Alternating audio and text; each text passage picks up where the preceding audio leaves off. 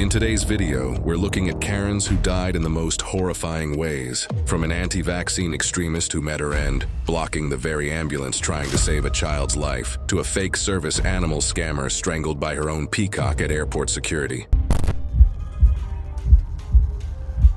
It was April 15, 2014, and the morning sun cast long shadows across the parking lot of Children's Hospital in Phoenix, Arizona, as dozens of protesters gathered with their handmade signs and megaphones. The 200-bed medical facility had become ground zero for a growing anti-vaccine movement, with demonstrators blocking sidewalks and harassing families seeking medical care for their children. The smell of hot asphalt mixed with exhaust fumes from idling cars as parents tried to navigate around the increasingly aggressive crowd. Cheryl Brennan adjusted her vaccines kill sign as she surveyed her followers from her position near the emergency entrance. At 43, the administrative assistant had transformed from a quiet office worker into the self-proclaimed leader of Arizona's most vocal anti-vaccine group, after spending countless hours reading conspiracy theories on obscure websites. Her conversion had begun 2 years earlier, when her youngest daughter developed a fever after routine immunizations, an event that Cheryl became convinced was evidence of a massive medical conspiracy. Cheryl's weekly protests had grown from a handful of concerned parents to nearly 50 dedicated followers who hung on her every word about the dangers of childhood vaccines. She had convinced dozens of families to avoid immunizing their children, leading to 3 separate measles outbreaks in local schools that had forced temporary closures. Her own 3 children had been expelled from their elementary school after she refused to provide required immunization records, forcing her to homeschool them using curriculum that reinforced her anti-medical beliefs. The hospital's security team had grown accustomed to Cheryl's increasingly aggressive tactics, which included following doctors to their cars and shouting at nurses through the facility's windows. She carried a bullhorn everywhere and had memorized dozens of debunked studies that she would cite during her confrontations with medical professionals.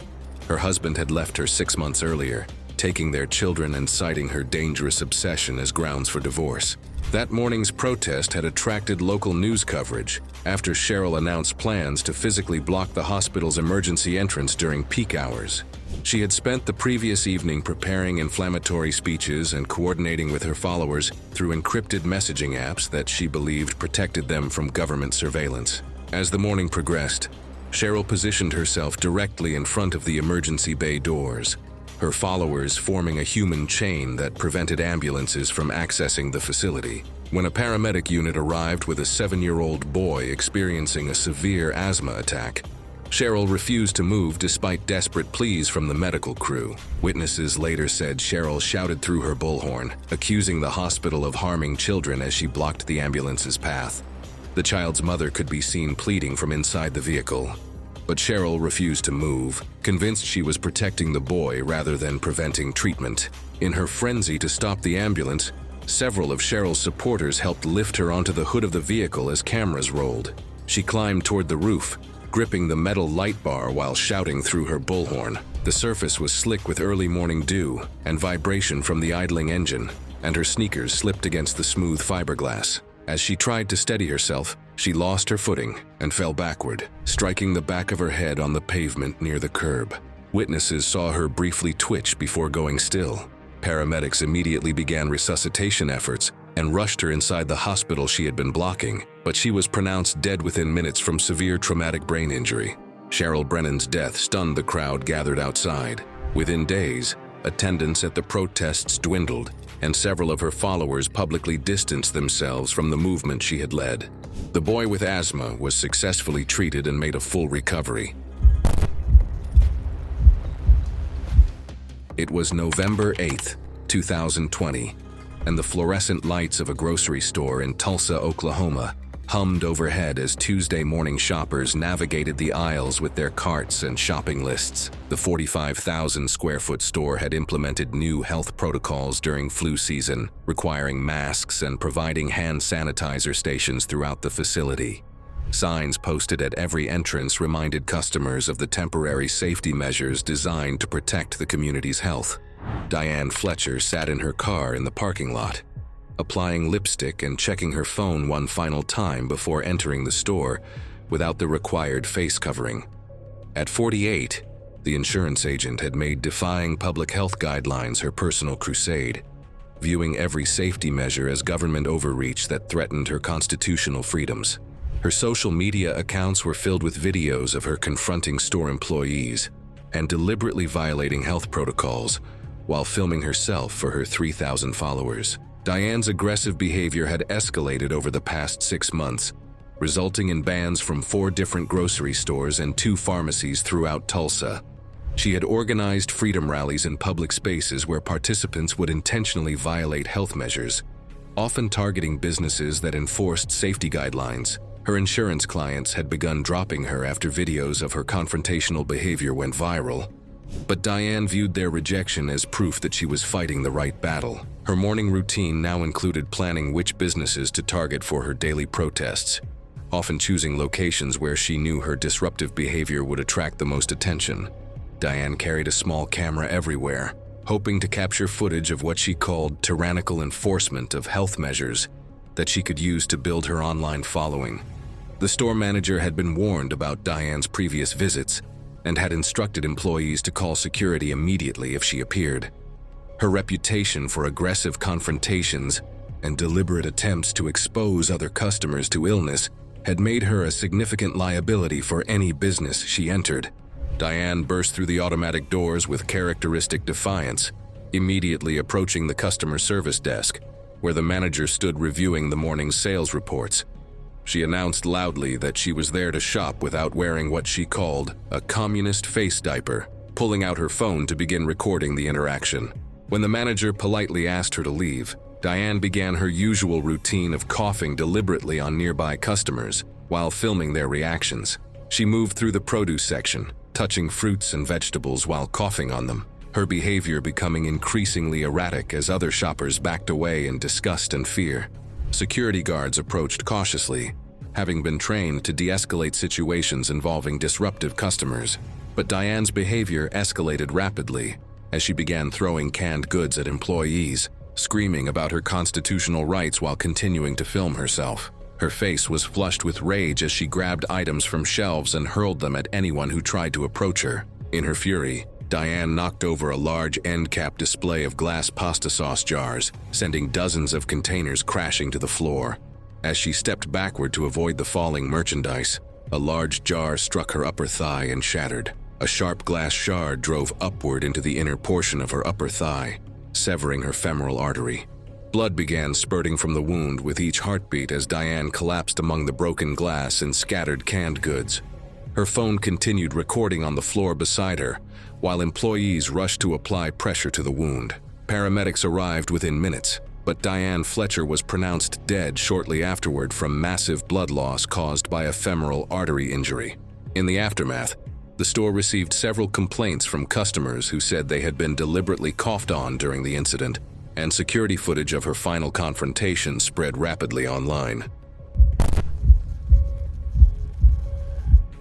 It was September 3rd, 2017, and the bustling atmosphere of a busy airport in Colorado created a symphony of rolling luggage, flight announcements, and thousands of travelers navigating the 1.5 million square foot facility.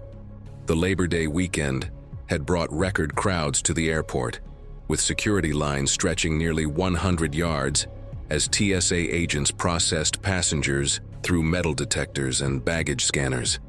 Tammy Rodriguez clutched the nylon leash of her 15-pound peacock as she approached the security checkpoint, her fake service animal certification prominently displayed on a lanyard around her neck. At 39, the real estate agent had discovered that claiming her exotic pet was a medical necessity allowed her to bypass restrictions that applied to other travelers. She had purchased the fraudulent documentation online for $200, complete with official-looking seals and medical terminology that intimidated most business owners into compliance. Tammy's aggressive use of fake service animal laws had become her signature method for getting special treatment wherever she went.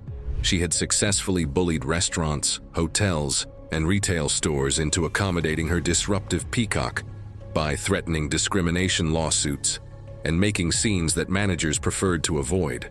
Her bird had already caused incidents by attacking other passengers on buses, and defecating in shopping malls. But Tammy's legal threats had prevented any serious consequences. The peacock, named Napoleon, was completely untrained and had never received any legitimate service animal education. Tammy had chosen the exotic bird specifically because its unusual nature made people less likely to question her claims, and she enjoyed the attention and special treatment that came with having such an unusual companion. Her social media accounts were filled with photos of Napoleon in restaurants, airplanes, and other locations where pets were typically prohibited. Airport security had been warned about Tammy's previous attempts to bring Napoleon through checkpoints without proper documentation. She had been turned away twice in the past month, but each time she had returned with increasingly sophisticated fake paperwork and more aggressive demands for accommodation.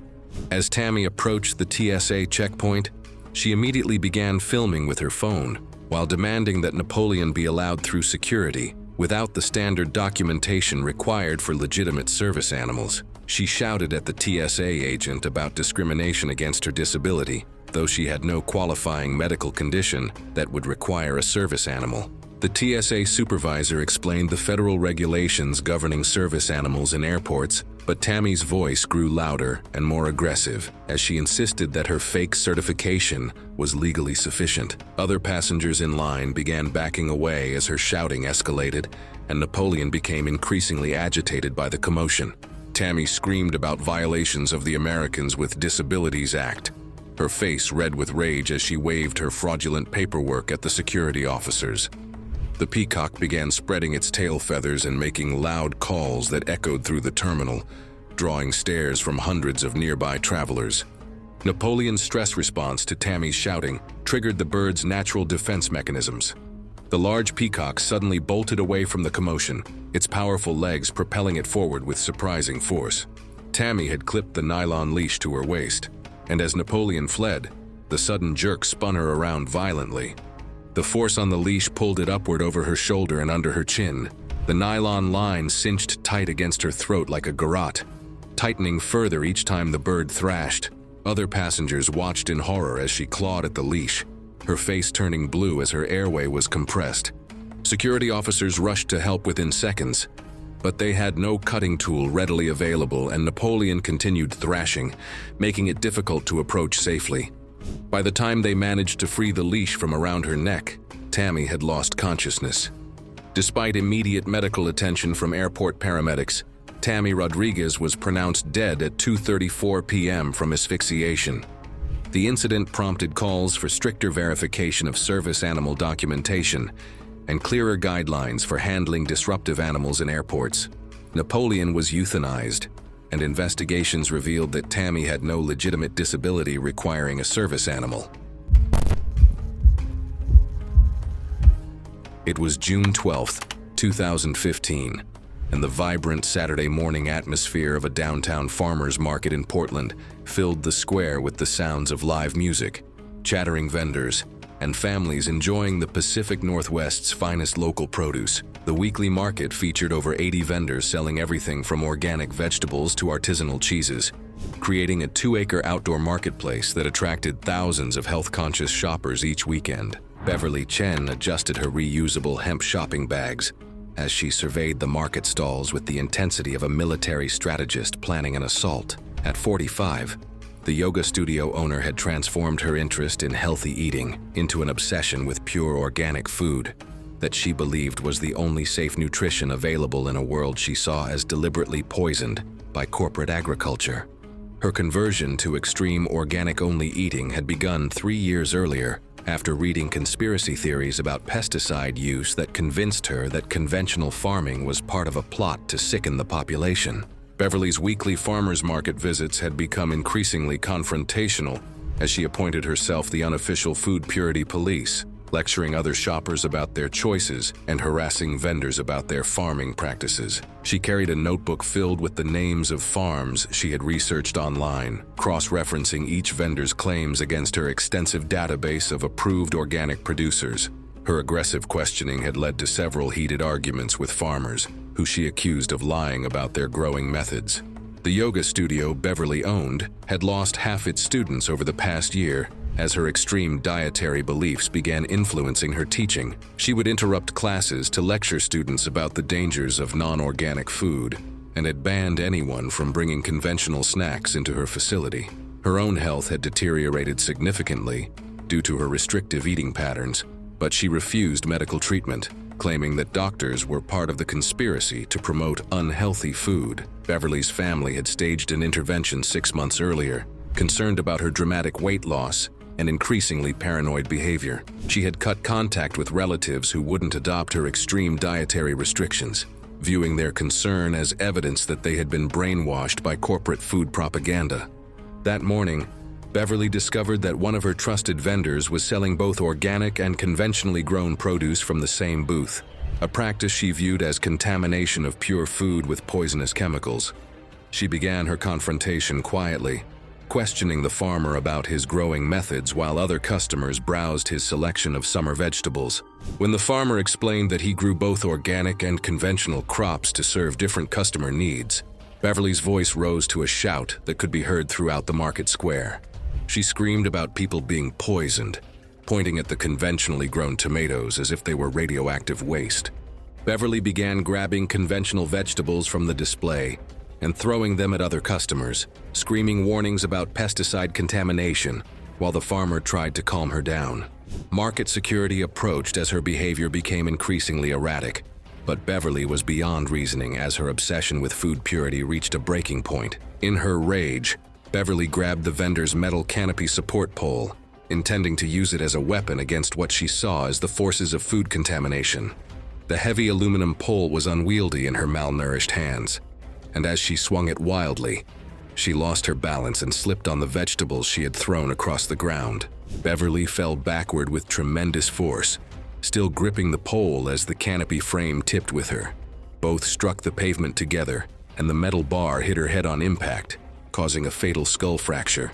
She never regained consciousness among the scattered organic produce she had been defending, her body surrounded by the vegetables she believed were humanity's salvation. Beverly Chen was pronounced dead at the scene at 10:15 a.m. from massive head trauma. Market staff later confirmed that she had refused all medical care leading up to the incident despite warnings about her deteriorating health. It was January 20th, 2018, and the spacious community center in Scottsdale, Arizona, buzzed with the energy of health-conscious residents attending the monthly wellness fair. The 5,000-square-foot facility had been transformed into a marketplace of alternative health vendors, with booths promoting everything from crystal healing to dietary supplements. The desert sun streamed through large windows as nearly 200 attendees browsed displays of natural health products. Crystal Williams arranged her elaborate essential oil display with the precision of a pharmaceutical chemist, each small bottle labeled with bold claims about its healing properties. At 41, the multi-level marketing distributor had built her entire identity around promoting essential oils as miracle cures for every conceivable health problem. Her transformation from struggling single mother to zealous wellness evangelist had occurred over the past 3 years as she climbed the ranks of her health product network. Crystal's aggressive sales tactics had destroyed most of her personal relationships, as friends and family grew tired of her constant pitches and dangerous medical advice. She had convinced several people to stop taking prescribed medications in favor of her oil treatments, including a diabetic neighbor who had been hospitalized after discontinuing insulin based on Crystal's claims that cinnamon oil could cure diabetes. The wellness fair represented Crystal's biggest opportunity to recruit new customers. She had prepared an elaborate demonstration designed to prove the safety of her products, planning to apply undiluted oils directly to her skin while making outrageous claims about their healing properties. Crystal's presentation quickly drew a crowd as she demonstrated increasingly reckless uses of her products, claiming they were completely safe. She opened several bottles of pure eucalyptus and tea tree oil she had purchased from an unregulated online supplier that advertised extra concentrated formulations. Crystal announced that she would prove the oil's safety by applying them directly to her skin, explaining that their higher potency made them more effective than standard aromatherapy products. She poured the undiluted eucalyptus oil across her forearms and rubbed it into her skin. Within minutes, Her arms turned red and began to blister as the concentrated oils caused chemical burns. The strong vapors filled the air, and several people nearby began coughing from the overwhelming fumes. Soon after, the high concentration and chemical impurities in the untested oils triggered a severe allergic reaction that quickly progressed to anaphylaxis. Her airway began to close, and her blood pressure dropped as she stumbled behind the booth and collapsed while bystanders called for help. Paramedics stationed at the wellness fair arrived within minutes and began resuscitation efforts, but Crystal Williams was pronounced dead at 2:47 p.m. from anaphylactic shock, brought on by exposure to undiluted essential oils from an unregulated source. The wellness fair was shut down immediately, and the incident prompted renewed scrutiny of unregulated essential oil sales and false health claims. It was March 7, 2013, and the austere chambers of a city hall in Texas, filled with the usual mix of concerned citizens and local activists, attending the monthly city council meeting. The 200-seat chamber echoed with conversations about municipal budgets and zoning issues, as residents waited their turn to address the council during the public comment period. Fluorescent lights reflected off polished wood surfaces while city officials reviewed their agenda items. Janet Morrison clutched her homemade protest signs as she waited for her turn to speak, her obsession with water fluoridation having consumed her life for the past 2 years. At 52, the dental hygienist had ironically become the city's most vocal anti-fluoride activist, despite her professional background in oral health. Her transformation had begun after reading conspiracy theories online that convinced her fluoride was a government mind control agent, rather than a public health measure. Janet's monthly appearances at city council meetings had become increasingly disruptive as she exceeded speaking time limits and interrupted other speakers with rambling speeches about fluoride dangers. Her former employer had terminated her after she began advising patients against using fluoridated toothpaste, leading to increased tooth decay in several children whose parents followed her advice. During the public comment period, Janet approached the podium with her large wooden signs and began her usual tirade about fluoride being used for population control. When the council president reminded her of the 3-minute speaking limit, Janet became agitated and started waving her protest signs while continuing to speak. Security officers approached to escort her from the podium, but Janet became violent and began swinging her heavy wooden signs at anyone who tried to remove her. In her frenzied movements, she stumbled backward while wildly swinging one of her large protest signs, losing her balance as she fought against the security officers trying to restrain her. Janet fell backward with tremendous force, striking her head against the marble steps leading up to the council chamber's raised platform. The impact caused severe head trauma, and she never regained consciousness despite immediate medical attention from paramedics who arrived within minutes. Janet Morrison was pronounced dead at 7:23 p.m. while still clutching pamphlets about fluoride dangers, her conspiracy theories claiming her life in the very chamber where she had spent years promoting them. The city council meeting was immediately adjourned, and ironically, Janet's death led to increased public support for water fluoridation, as residents rejected the extreme conspiracy theories that had consumed her final years. It was September 12, 2015, and the late afternoon sun cast long shadows across the manicured lawns of Sunset Ridge, an exclusive gated community in Scottsdale, Arizona. The 4,200-square-foot clubhouse buzzed with tension as nearly 80 residents filed into the main conference room, their voices creating an anxious murmur that echoed off the vaulted ceilings. The smell of fresh coffee from the hospitality station mixed with the faint scent of desert sage that drifted through the open windows. Patricia Whitfield adjusted her reading glasses one final time as she surveyed the crowd from behind the mahogany podium, her perfectly styled blonde hair not moving despite the gentle breeze from the air conditioning. At 52, the tyrannical HOA president had spent 6 years transforming the once peaceful community into her personal kingdom of rules and regulations. Her day job as a high-end real estate agent provided the income to support her obsessive lifestyle, but controlling her neighbors had become her true calling. Patricia carried a measuring tape and digital camera everywhere, documenting violations with the precision of a crime scene investigator. Her daily patrol routes covered every inch of the community's 240 acres, and she maintained detailed files on each of the 156 households. Residents had learned to peek through their curtains before stepping outside, knowing that Patricia might be lurking nearby with her citation book. Her aggressive enforcement had pushed several families into costly disputes over fines and legal fees. The Hendersons eventually sold their home after repeated citations over minor property issues escalated into thousands of dollars in penalties. Another family left after a prolonged conflict over landscaping rules, leaving neighbors wary of Patricia's zero-tolerance approach. Patricia took immense pride in her zero-tolerance policy and frequently boasted to other HOA presidents about maintaining the highest property values in Maricopa County. She had called tonight's special meeting to discuss her latest crusade: new restrictions that would ban all outdoor holiday decorations and limit pet ownership to one small dog per household. The meeting began with Patricia's characteristic intensity as she clicked through her PowerPoint presentation, each slide detailing new violations she had discovered and the corresponding fines she planned to implement. Her voice grew more shrill as residents began questioning her authority, their frustration evident after years of living under her oppressive rule. Patricia raised her voice as she pointed to photos of Halloween displays, insisting they lowered property values. She then turned to pet owners, blaming large dogs for the constant noise. To drive her point home, she stepped onto a chair at the front of the room. The frame shifted unsteadily beneath her weight as she continued addressing the crowd. Without warning, one of the chair's legs gave way. Patricia fell backward, her head striking the stone fireplace hearth with a sharp crack that silenced the room. The impact fractured her neck instantly, and she collapsed to the floor without movement. Blood began pooling around Patricia's head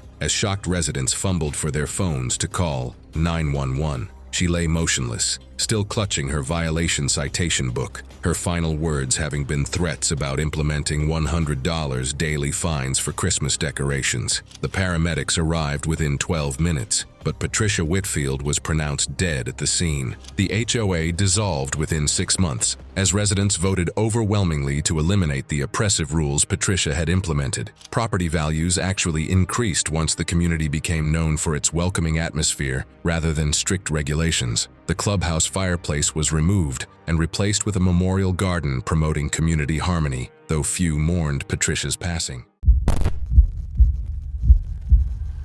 It was March 8, 2014, and the mild evening air carried the sounds of clinking glasses and animated conversation through the historic district of Charleston, South Carolina. Giuseppe's Italian restaurant hummed with activity as nearly 60 diners enjoyed their meals in the elegantly appointed dining room, the soft lighting from crystal chandeliers creating an intimate atmosphere. The aroma of garlic and fresh basil filled the air, mixing with the subtle scent of aged wine from the restaurant's extensive collection. Brenda Pemberton adjusted her designer reading glasses as she surveyed the menu with the calculating gaze of someone preparing for battle. At 47, the insurance claims adjuster had built a notorious reputation throughout Charleston's restaurant scene as a serial complainer who turned every dining experience into an opportunity for confrontation and compensation. Her pattern of exaggerated grievances and threats of lawsuits had made her a dreaded customer at establishments across the Southeast. Restaurant managers throughout Charleston knew Brenda by name and would often comp her meals preemptively to avoid the lengthy confrontations that could last for hours and disrupt their other customers. Her insurance background had taught her exactly which complaints would generate the fastest results and how to phrase her grievances to suggest potential liability issues that restaurant owners feared most. Brenda had developed a systematic approach to her restaurant complaints, always arriving with a mental list of potential issues she could exploit. She understood how to escalate minor service problems into major incidents that would result in free meals, cash settlements, or both. Local restaurant staff had learned to recognize her tactics, but many establishments still found it easier to appease her than to deal with the scenes she would create. Tonight's target was Giuseppe's, an upscale establishment she had been planning to visit for months. She arrived with her usual arsenal of potential complaints, having researched the restaurant's online reviews to identify service issues that other customers had mentioned. Her goal was ambitious: a full refund plus additional compensation for what she would claim was unacceptable treatment. Brenda began her usual routine immediately, loudly criticizing the bread temperature and demanding to speak with the manager before her appetizer arrived. When manager Tony Ricci politely offered to replace her meal, Brenda escalated the situation by throwing her wine glass against the wall, the crystal shattering as it struck the exposed brick. She stood on her chair to address the entire dining room, shouting accusations about the restaurant's service and demanding satisfaction for her treatment. In her dramatic performance, she gestured wildly with her arms while berating the staff and threatening legal action against the establishment. During her theatrical display, Brenda knocked over a large decorative wine barrel that had been positioned near her table as part of the restaurant's rustic Italian theme. The empty oak barrel, used purely for decoration but improperly secured to its base, tipped forward from her movement and rolled toward the wall. The barrel struck Brenda's torso and pinned her against the brick surface. The impact fractured several ribs and compressed her chest cavity, preventing her from breathing properly. Witnesses said she gasped once before collapsing to the floor. Paramedics arrived within minutes, but she was unresponsive and later pronounced dead at the scene. Emergency medical personnel arrived quickly, but were unable to revive her. The restaurant faced a wrongful death lawsuit from Brenda's family, though security footage clearly documented her aggressive behavior leading up to the accident. Other local establishments came forward with evidence of her pattern of fraudulent complaints, creating a complex legal situation. The lawsuit was ultimately unsuccessful, but Giuseppe's installed safety barriers around all decorative items and implemented staff training for handling difficult customers. Brenda's death became a cautionary tale in Charleston's restaurant community about the dangers of escalating customer service disputes. It was November 15, 2016, and the crisp autumn air carried the scent of fallen leaves across the parking lot of Maple Grove Elementary School in Minnesota. The school auditorium buzzed with tension as nearly 150 parents, teachers, and board members filled the folding chairs, their voices creating an anxious murmur that echoed off the 20-foot ceiling. The fluorescent lights cast harsh shadows across the institutional beige walls decorated with student artwork. Susan Hutchinson adjusted her stack of printed research articles as she prepared for what she considered her most important presentation yet. At 49, the pharmaceutical sales representative had become a familiar presence at every school board meeting over the past 3 years. Known for her persistence and increasingly forceful positions, she often cited medical terminology and research articles to support her arguments. Her background in pharmaceutical sales lent her authority when she spoke, though her interpretations of the studies she referenced were often incomplete. Over time, her advocacy campaigns led to several staff departures and curriculum changes, prompting concern among teachers and administrators. What began as parent involvement gradually grew into a cycle of conflict that left the school community divided.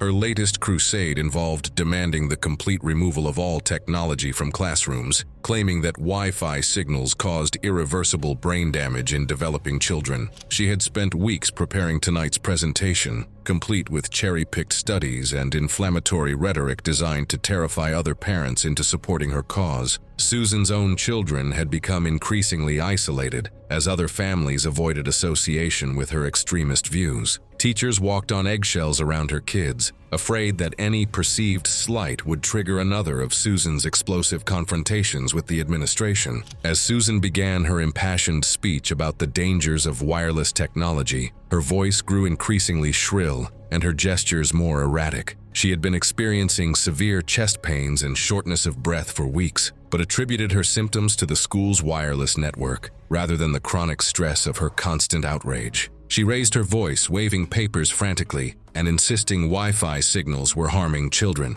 Her face had turned bright red, and sweat beaded on her forehead despite the cool evening temperature, as she continued her presentation about the alleged dangers of wireless technology. Suddenly, Susan clutched her chest with both hands, her eyes widening in terror as crushing pain radiated down her left arm. She stumbled backward from the podium, her breathing turned shallow. Between strained gasps, she repeated that the Wi-Fi was making her sick before collapsing onto the auditorium floor as board members and parents rushed to help. She suffered a massive heart attack, linked to chronic hypertension and stress. Despite the quick response of paramedics, Susan Hutchinson was pronounced dead at Maple Grove Hospital at 9:23 p.m., her final words being demands that the Wi-Fi was killing her. The autopsy revealed severe coronary artery disease exacerbated by chronic stress and hypertension. Her group faded, and the board emphasized respectful debate at future meetings. The school board also established a mental health awareness program for parents struggling with education-related anxiety. It was December 23, 2017, and the holiday shopping frenzy filled the air at Pioneer Place Mall in Portland, Oregon. The Nordstrom department store buzzed with last-minute shoppers as nearly 200 customers navigated the crowded aisles, their voices creating a symphony of holiday stress and excitement. The scent of expensive perfume from the cosmetics counter mixed with the aroma of cinnamon from the nearby food court. Linda Blackwood wheeled her shopping cart toward the customer service counter with the confidence of someone who had done this many times before. At 44, the mortgage broker had developed a pattern of fraudulent returns over the past several years, purchasing items, using them extensively, then returning them with fabricated complaints and demands for compensation. Linda had become a known problem customer at multiple retailers throughout the Pacific Northwest, with store employees learning to recognize her frequent attempts to return obviously used merchandise. She had been banned from several stores but continued her schemes by shopping at different locations and using various excuses for her returns. Her cart contained clearly used items, a designer handbag with visible wear marks, shoes that had obviously been worn outdoors, and clothing with deodorant stains and missing tags. Linda had prepared an elaborate story about receiving defective merchandise as gifts, complete with fake receipts and manufactured outrage. The customer service manager, Jennifer Walsh, recognized Linda immediately from previous encounters and reports from other stores. The store had been documenting her fraudulent activities for months, building a case with security footage and coordination with other retailers. Tonight would mark the end of Linda's return scam operation. When Jennifer politely refused the return of the clearly damaged designer handbag, Linda's carefully constructed facade crumbled instantly. Her face contorted with rage as she began shouting threats and accusations, her voice carrying across the entire store. Other customers backed away as Linda's tantrum escalated into violence. She shouted accusations across the store and threatened legal action against the company. In her fury, she began grabbing merchandise from nearby displays and hurling it at the customer service counter. Linda seized a heavy crystal vase from a holiday display, raising it above her head with both hands. Linda hurled the vase toward Jennifer's head, but the manager ducked behind the counter just in time. The heavy crystal struck the wall and shattered on impact. A large fragment deflected off the surface and hit Linda on the side of the neck, severing a major artery. She pressed her hand to the wound and collapsed among the merchandise as blood pooled across the floor. Paramedics arrived within minutes, but she was pronounced dead at the scene while shocked shoppers looked on. Security footage revealed the full extent of Linda's return fraud scheme, leading to a posthumous investigation that uncovered tens of thousands of dollars in fraudulent returns. Multiple retailers provided evidence of her activities, and her family discovered significant credit card debt that highlighted the scope of her fraudulent operations. It was July 4th, 2013, and the oppressive Florida heat shimmered off the asphalt of West Shore Plaza's parking lot in Tampa. The shopping center buzzed with holiday activity, as nearly 500 cars filled the sprawling lot, their occupants seeking air-conditioned relief from the 95-degree temperature. The smell of hot asphalt mixed with exhaust fumes and the distant aroma of barbecue from a nearby restaurant. Deborah Morrison adjusted her homemade parking enforcement badge as she surveyed the parking lot with the authority of a self-appointed monitor. At 51, the bank manager had developed an obsession with parking violations at the mall, carrying printed notices and a digital camera to document what she considered improper parking. Her behavior had cost her friendships and strained her marriage, but she refused to abandon what she saw as her duty. Deborah kept records of license plates and would call police to report violations, even when no actual laws had been broken. She had confronted numerous shoppers over the past 2 years, turning minor parking disputes into major confrontations that often required security intervention. Mall management had repeatedly asked her to stop, but she insisted she was providing a public service. Her latest targets were a young family loading groceries into their SUV. The Johnsons had parked legally within the designated lines, but Deborah believed they were too close to the cart return area, violating her personal interpretation of parking regulations. Deborah positioned herself directly behind their vehicle while taking photos of their license plate, shouting about parking violations and threatening to call police. The father, Mark Johnson, tried to ignore her while securing his children in their car seats, but Deborah's harassment continued to escalate. When Mark began backing out slowly, Deborah deliberately positioned herself behind the moving vehicle, refusing to move despite his warnings. She pounded on the rear window while continuing her complaints about parking violations, her face red with rage in the sweltering heat. The SUV's rear bumper struck Deborah as she moved closer to prevent their departure. The impact knocked her backward onto the concrete, and her head struck the curb. The sound echoed across the parking lot as witnesses called for help. But Deborah Morrison died from severe brain trauma. Security footage showed Deborah's aggressive behavior and deliberate positioning behind the moving vehicle. The driver was initially charged with vehicular manslaughter, but charges were dropped when witnesses testified about her actions. The mall hired professional parking attendants and installed additional security cameras following the incident. It was August 19, 2018, and the cool mountain air carried the sounds of urban life through the courtyard of Pine Ridge Apartments in Denver, Colorado. The three-story complex housed nearly 200 residents in 80 units, their evening routines creating the normal symphony of apartment living. The scent of dinner preparations drifted from open windows, mixing with the fresh smell of recently watered landscaping. Margaret Daniels pressed her ear against the wall, separating her unit from her neighbors, her decibel meter registering the faint sound of a television at normal volume. At 46, the government clerk had developed an obsession with noise complaints, filing numerous formal grievances during her 2 years of residency. Her persistent complaints had resulted in several families moving out of the complex. Margaret documented sounds throughout the day, maintaining logs with timestamps and decibel readings. She would pound on walls and ceilings at various hours, demanding quiet from neighbors who were conducting normal daily activities. Her apartment contained multiple sound monitoring devices and stacks of complaint documentation. The upstairs neighbors, the Chen family, had endured months of Margaret's complaints about normal activities like walking across their floor and watching television at reasonable volumes. Tonight, their 8-year-old daughter was practicing piano at 7 p.m., well within the building's designated quiet hours that didn't begin until 10 p.m. Margaret became increasingly agitated as the piano music drifted through the ceiling. She grabbed her decibel meter and complaint forms, going upstairs to confront the family about what she considered excessive noise. Her pounding on their door echoed through the hallway, but the Chens had learned to ignore her complaints. Frustrated by their refusal to answer, Margaret retrieved a maintenance ladder from the storage closet and positioned it against the building's exterior wall. She planned to climb onto the Chen's second-floor balcony to continue her confrontation, bypassing their locked door. The wooden balcony railing, installed when the complex was built in 1987, had been weakened by 31 years of Colorado weather extremes. Freeze-thaw cycles had loosened the bolts, and recent heavy rains had rotted the support posts, though the damage wasn't visible from ground level. Margaret climbed the ladder with her complaint notebook tucked under her arm and her decibel meter hanging from her belt. At 5 feet 6 inches and 160 pounds, she represented a significant load for the compromised railing system. Other residents watched from their windows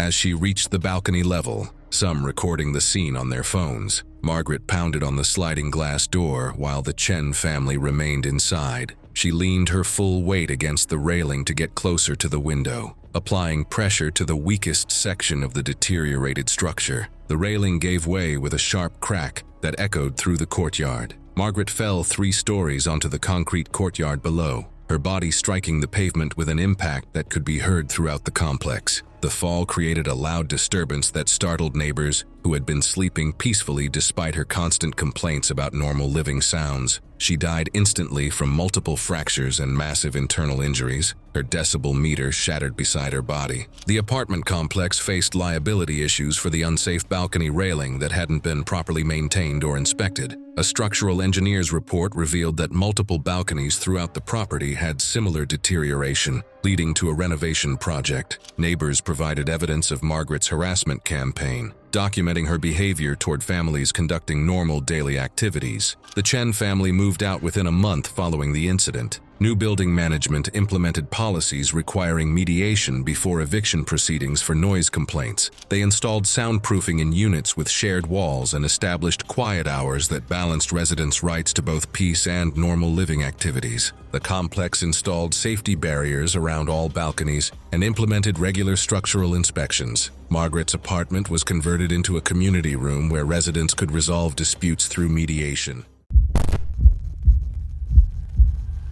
It was July 15, 2016, when 34-year-old Haley Grant arrived at Maplewood Community Pool in suburban Ohio, armed with her usual arsenal of complaints and barely contained rage. As a middle manager at a local insurance company, Haley had perfected the art of making everyone around her miserable, treating colleagues like incompetent children and neighbors like personal enemies. Her recent divorce had only amplified her bitter personality. Rather than examining her own role in the marriage's failure, Haley blamed everyone else for her mounting legal fees and custody battles. She had become the neighborhood's most feared resident, filing noise complaints over children playing and threatening lawsuits against the Homeowners Association over trivial infractions like mailbox heights and grass length. The sweltering Saturday afternoon found the community pool packed with families seeking relief from the 90-degree heat.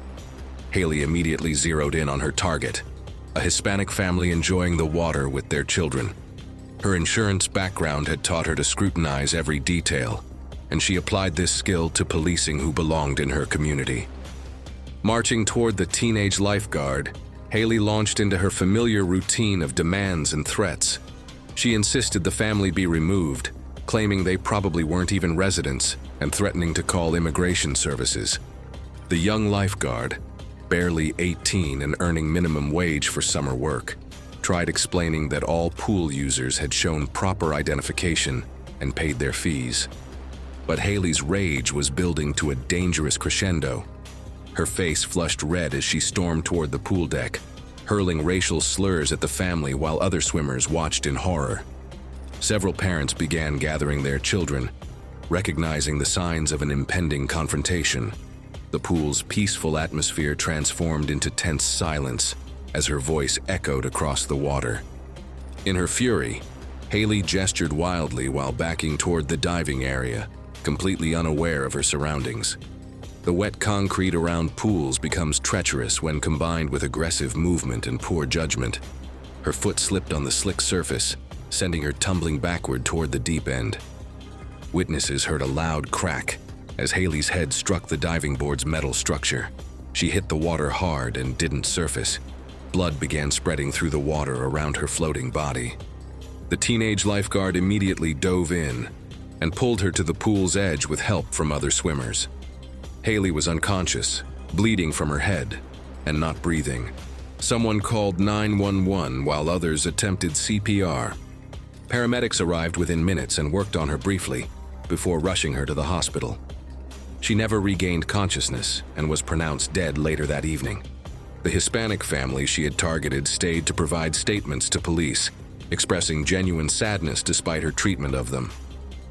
Security footage confirmed the incident was accidental, though witnesses noted her aggressive behavior had preceded the fall. Her ex-husband declined to speak with reporters about the incident. The community pool installed additional safety features and anti-slip surfaces following the tragedy, but neighbors quietly acknowledged the ironic circumstances. Local news coverage focused primarily on pool safety measures, rather than the confrontation that led to the accident. The woman who spent years trying to exclude others from her community had ultimately excluded herself from life itself through her own reckless hatred and misplaced anger. Her two children, who had witnessed their mother's toxic behavior for years, were left to process not only her sudden death, but the shameful circumstances surrounding it. It was November 23, 2017, when 42-year-old Victoria Lawson strutted into Westfield Shopping Center in Phoenix, Arizona, with her phone already recording and her litigation mindset fully activated. As a real estate agent who had never met a lawsuit she didn't like, Victoria treated every interaction as potential evidence for her next court case. Her silver BMW in the parking lot bore the infamous "Live Laugh, Litigate" decal that had become her calling card around town. Victoria had transformed customer complaints into an art form, having been banned from 3 different Starbucks locations for screaming at teenage baristas over drink temperatures and name spellings. Her Yelp profile read like a legal threat generator, with each 1-star review promising lawsuits and demanding compensation. The Black Friday shopping frenzy provided the perfect hunting ground for Victoria's predatory behavior. She had arrived specifically to document what she called employee incompetence, armed with expired coupons and an arsenal of unreasonable demands designed to create confrontational situations. At a popular clothing store, Victoria zeroed in on her target, an 18-year-old cashier named Emma, who was working her first Black Friday shift. Victoria presented a 15% discount coupon that had expired 2 months earlier, demanding it be honored, despite the clear expiration date printed in bold letters. When Emma politely explained store policy regarding expired coupons, Victoria's face began turning red. She immediately started filming, positioning her phone to capture what she planned to frame as discrimination and illegal business practices. Her voice rose to theatrical levels as she berated the teenager about customer rights and threatened legal action.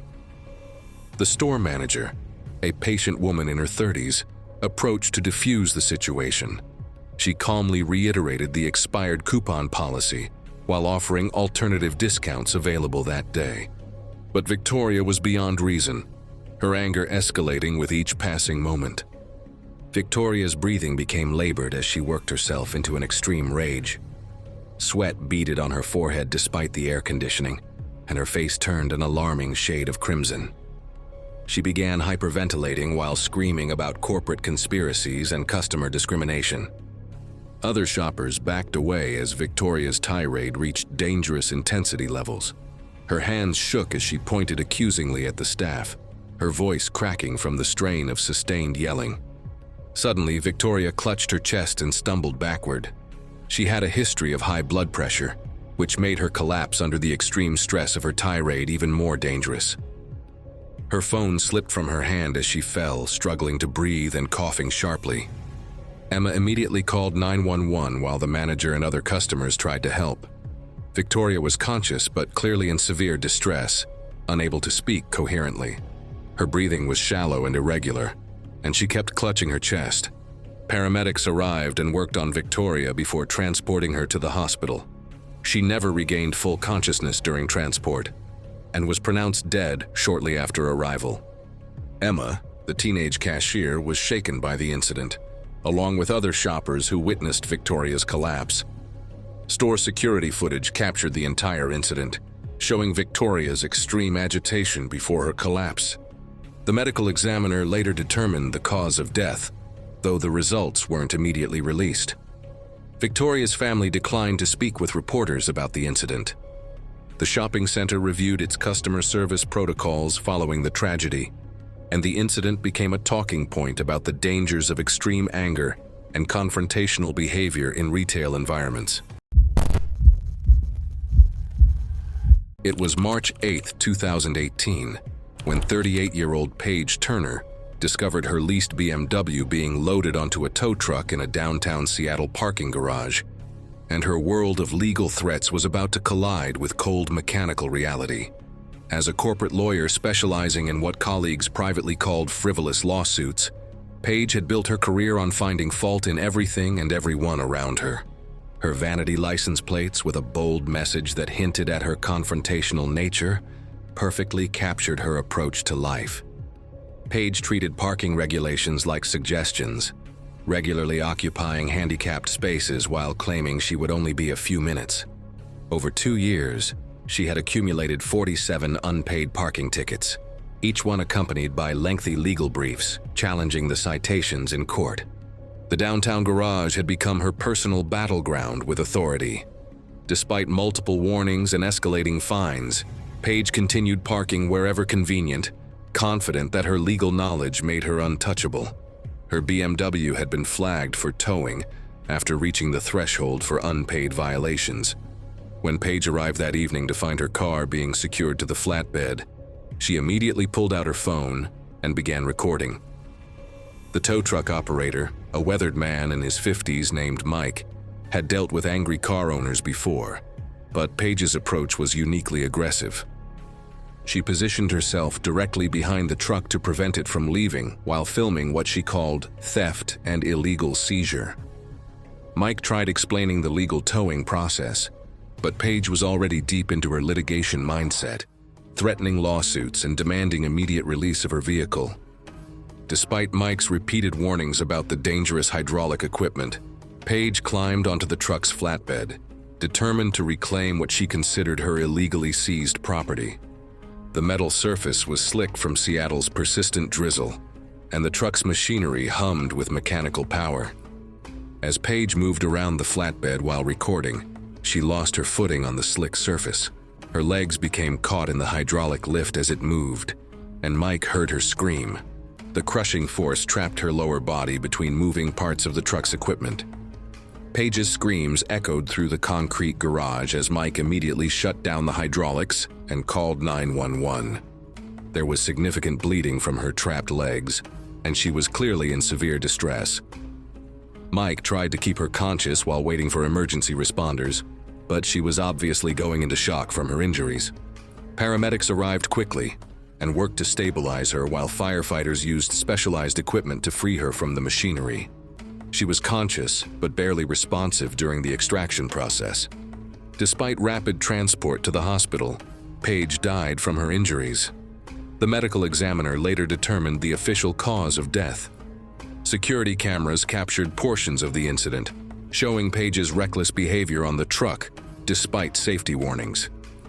Mike was cleared of wrongdoing after investigators reviewed the available footage.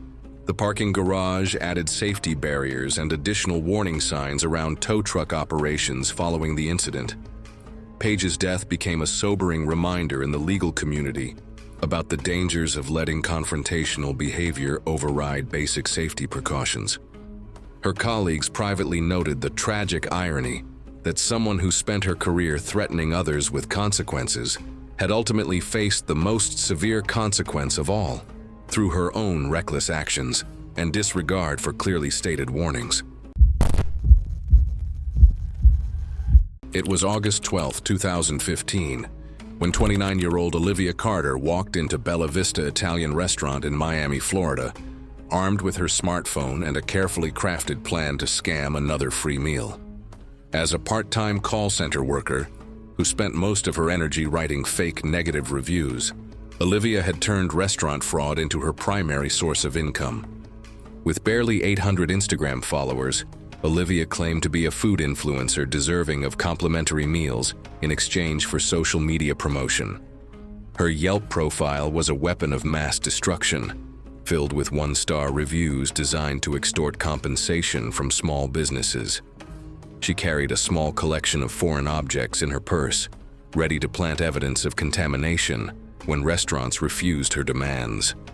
Bella Vista was experiencing its typical busy dinner rush when Olivia arrived, immediately demanding to speak with the manager about a business partnership.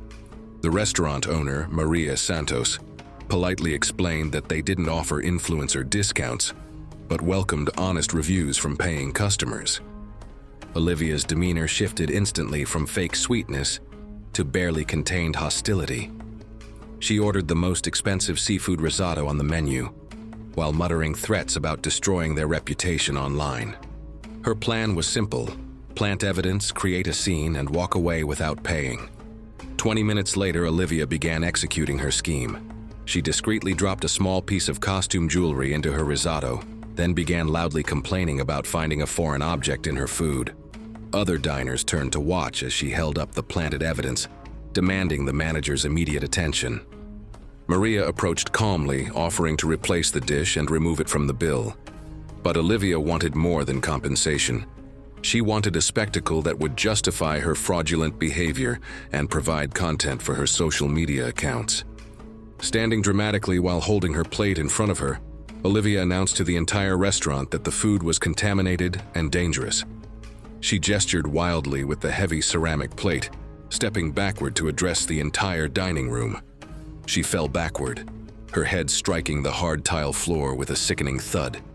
In the process, the back of her skull took the brunt of the impact, causing severe brain trauma, while the forehead scraped against a slightly raised grout line, leaving a small but bleeding cut. The plate flew from her hands, shattering across the dining area and sending ceramic fragments skittering in all directions. Olivia was dazed, making strange gurgling sounds and unable to speak clearly. Blood pooled around her head and her hands were scratched by flying plate shards. Other diners screamed and stepped back in shock, while restaurant staff immediately called 911 and tried to provide first aid. Paramedics arrived minutes later and worked frantically to stabilize her, but the traumatic brain injury was too severe, and she died en route to the hospital.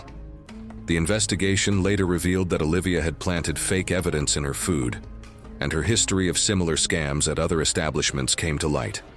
Security footage showed her deliberately placing the object in her meal before complaining.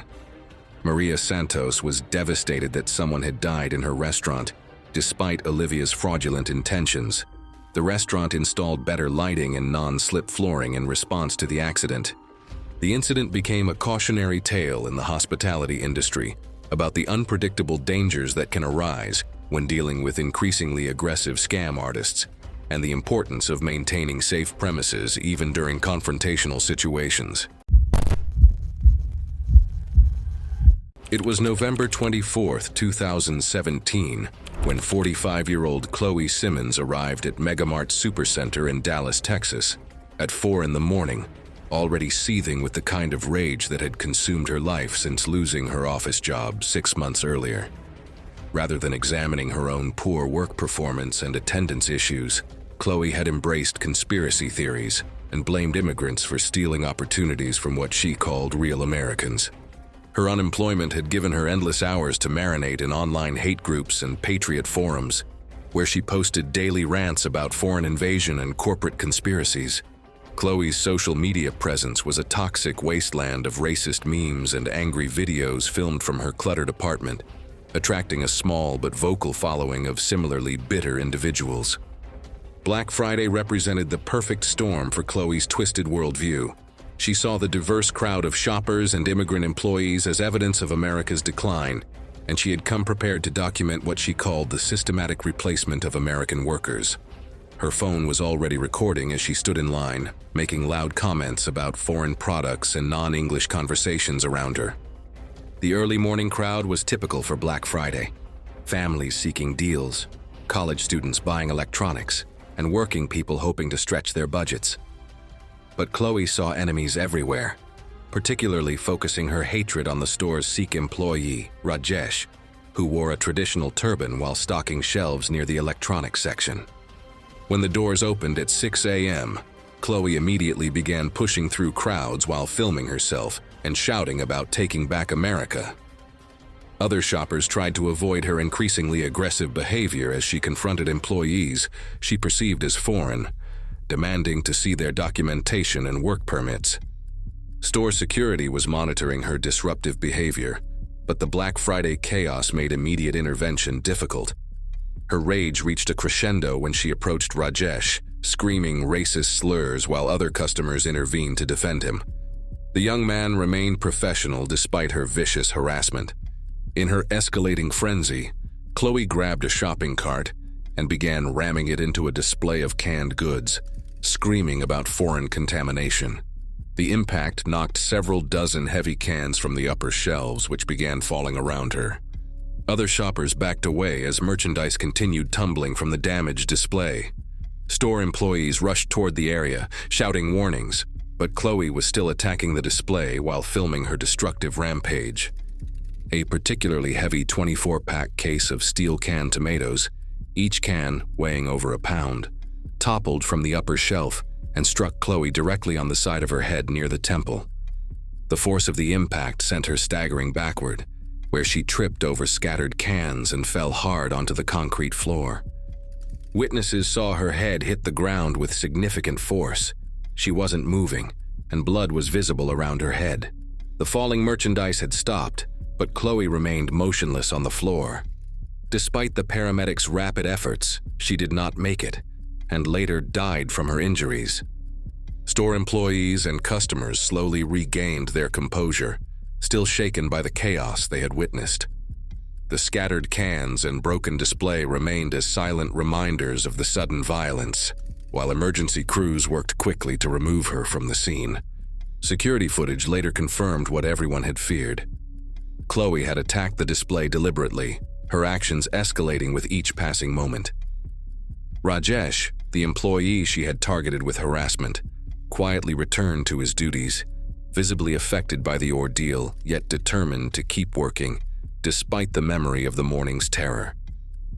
The store reopened later that day, but the atmosphere felt tense. Employees and customers moved cautiously, some still glancing at the electronics section where it happened. Megamart added stronger shelving and better safety measures, but the memory of the tragedy lingered. It was June 3, 2016, when 51-year-old Faith Morgan arrived at the Henderson family's house in Sunset Hills subdivision, Charlotte, North Carolina, at 7 in the morning, armed with her measuring tape and an obsessive need to control every aspect of her neighborhood. After retiring from a government clerical position 6 months earlier, Faith had transformed her newfound free time into a reign of terror over her fellow residents. Faith's retirement had unleashed something dark within her personality. Without the structure of her mundane filing job, she had appointed herself as the neighborhood's unofficial standards coordinator, patrolling the streets daily with military-like dedication. Her garage was filled with meticulously organized files containing photographs, measurements, and violation reports on nearly every house in the subdivision.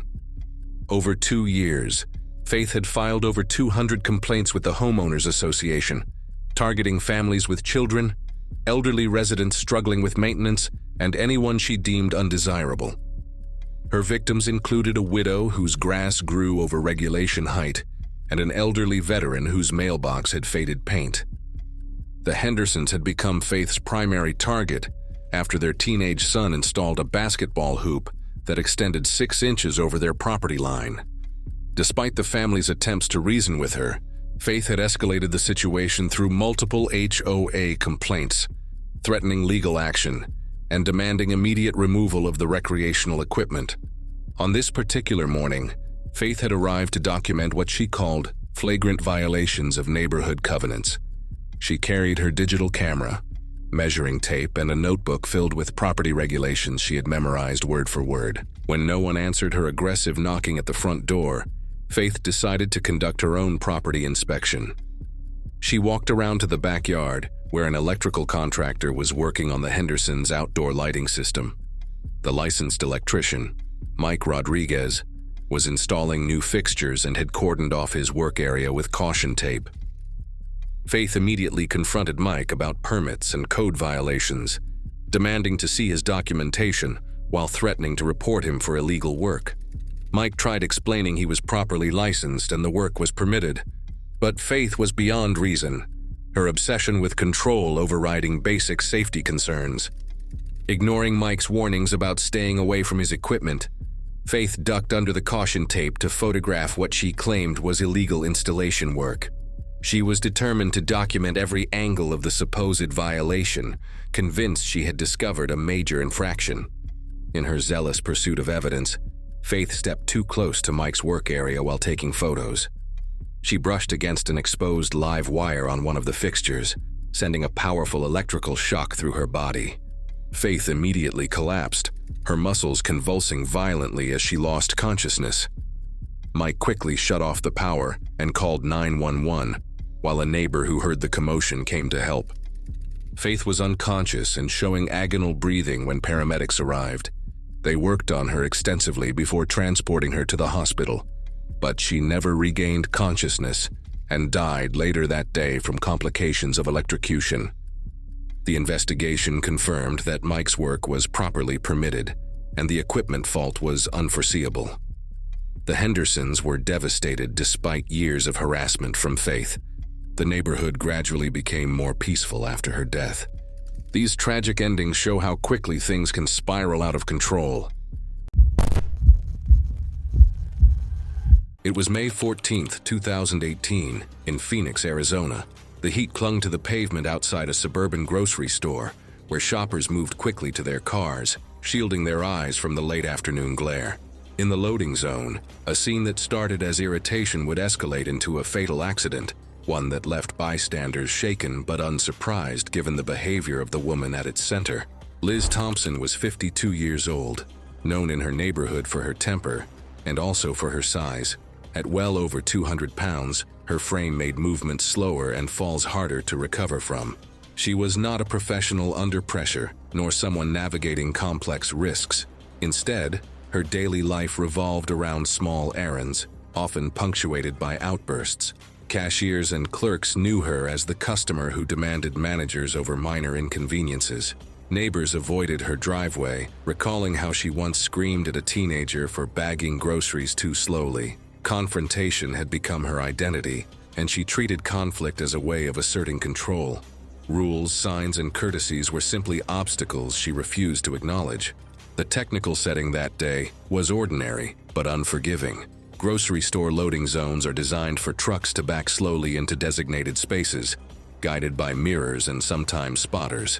Drivers rely on pedestrians to keep clear of these large vehicles, as blind spots make anything directly behind the truck invisible.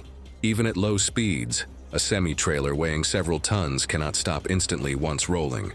Liz had pulled her SUV into the loading zone, blocking the space reserved for a delivery truck scheduled to arrive. When the driver honked, she refused to move. She stepped out, slamming her cart into the side of the truck while shouting insults. Witnesses later described her as red-faced, gesturing wildly, clearly determined to escalate instead of yielding. The driver, attempting to complete his delivery, inched the truck backward toward the dock. Store employees shouted for Liz to step aside, but she pushed her cart closer to the truck's path, treating the slow roll of the vehicle as another chance to prove a point. By this stage, the danger was obvious. Bystanders waved and called out, but Liz ignored them. She shoved her cart forward, then turned abruptly and caught her foot on the curb. The stumble was small but decisive. Her size made it impossible to recover balance once her weight shifted.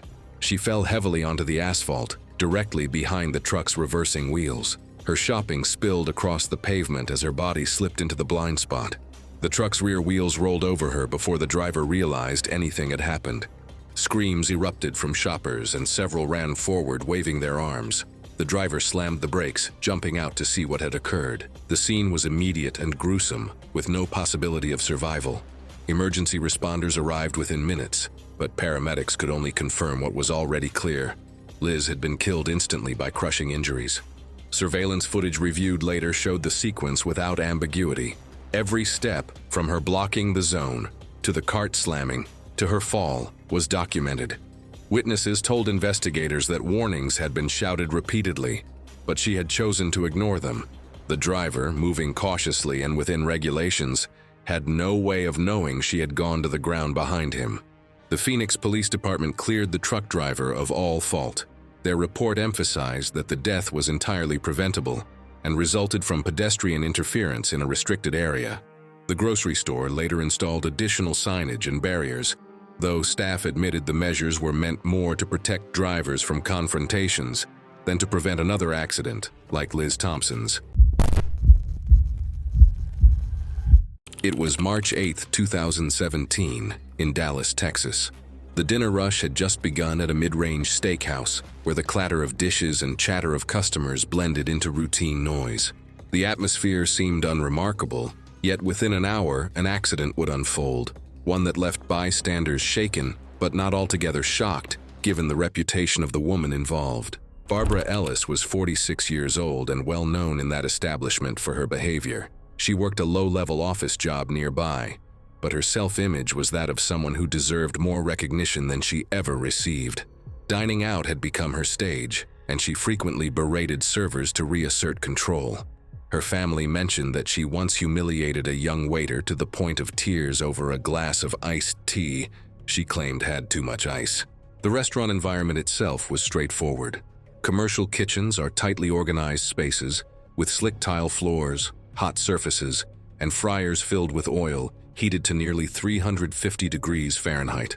Staff are trained to move in coordinated patterns to avoid collisions. Customers are barred from entering these areas, not only because of food safety, but because a single slip or misstep can cause serious injury.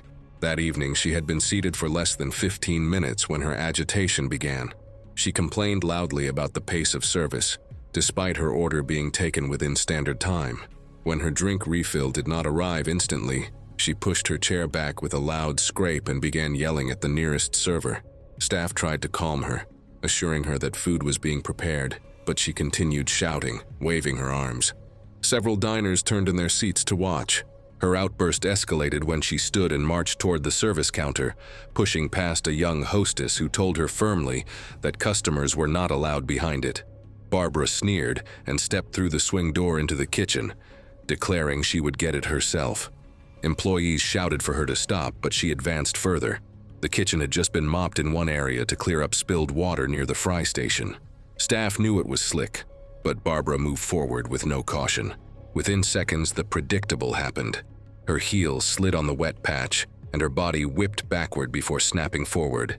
She struck her temple on the sharp edge of a stainless steel counter with an audible crack that several witnesses later described.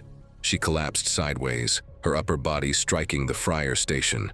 A burst of superheated oil splashed out, searing her face, neck, and shoulders. The burns were immediate and severe. Kitchen staff reacted instantly, pulling her away and shutting down equipment, but she was already unresponsive. Customers in the dining room saw the commotion and the smoke of splattered oil rising. Emergency services were called, arriving within minutes. Paramedics attempted resuscitation, but she was gravely injured from both head trauma and extensive burns. She was transported to a nearby hospital, where doctors worked briefly before declaring her dead. The extent of her injuries left no realistic chance of survival. The aftermath was chaotic. The steakhouse closed for the night, and employees were interviewed by investigators before being sent home in shock. Management later installed additional signage and barriers to the kitchen entrance, citing safety concerns. Local news covered the incident briefly, framing it as a workplace hazard rather than focusing on Barbara herself. Among staff, the story circulated quietly for months, an unsettling reminder that a single act of arrogance had ended in a scene they would not forget. It was August 22nd, 2015, near Sacramento, California.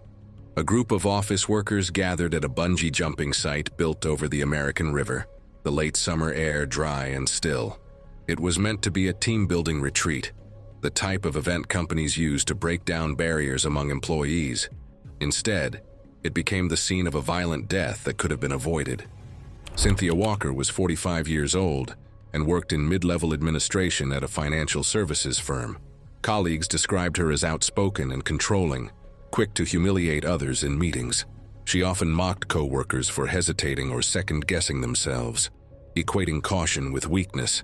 Outside of work, she carried that same attitude into daily life, frequently berating store clerks and waitstaff. She seemed to thrive on being the loudest presence in the room and sought every opportunity to assert dominance. Bungee jumping had been chosen for the retreat because it was thrilling but safe when procedures were followed.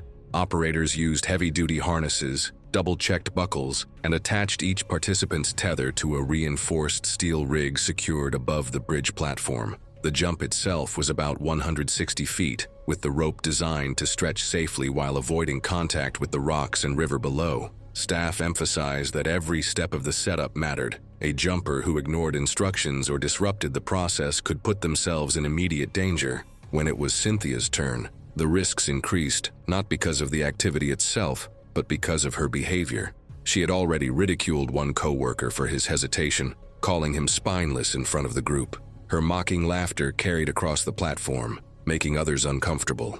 When the staff member began explaining the safety briefing, she waved him off, insisting she didn't need to be lectured. He attempted to guide her through the final harness check, but she brushed past his instructions. Several witnesses later recalled the growing tension. The operator tried to tighten a secondary buckle, but Cynthia turned away from him. She positioned herself on the edge of the platform, ignoring the fact that her tether had not yet been fully straightened and secured.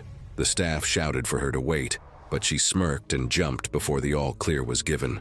The accident unfolded in seconds. Because she jumped before the tether was fully straightened, it tightened with a twist, snapping taut at an angle. The uneven pull swung her violently to the side, slamming her body against one of the bridge's concrete supports.